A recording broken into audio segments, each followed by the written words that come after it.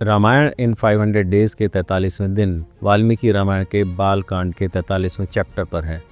भगीरथ जी की तपस्या से महादेव प्रसन्न हो गए और वो गंगा जी को धारण करने को तैयार हो गए।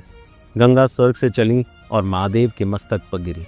वह सोच रही थी कि अपने वेग से शंकर जी को लेकर सीधे रसातल में चली जाएंगी, पर उनके अहंकार को महादेव ने तोड़ दिया और गंगा जी कई वर्षों तक महादेव की जटाओं में उलझ गईं। भगीरथ जी ने फिर प्रार्थना की, तब महादेव ने गंगा जी को बिंदु सरोवर में छोड़ दिया। गंगा 7 धाराओं में बटी, यादिनी, पावनी, नलिनी पूर्व दिशा की ओर, सुचक्षु, सीता और सिंधु पश्चिम की तरफ और 7वीं धारा भगीरथ जी के पीछे पीछे चली। भगवान शंकर के मस्तक से गिरे हुए जल के कारण सभी ऋषियों ने उस जल का आचमन किया और जो शापित थे उस जल से स्नान करने के बाद वह पुनः पाप मुक्त हो गए।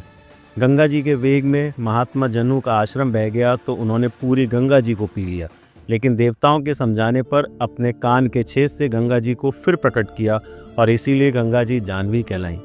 इसके बाद भगीरथ जी के पितरों का उद्धार करने के लिए समुद्र के रास्ते पाताल में गईं और राजा सगर के वह सारे पुत्र गंगा जल का स्नान करके निष्पाप होकर स्वर्ग में पहुंच गए।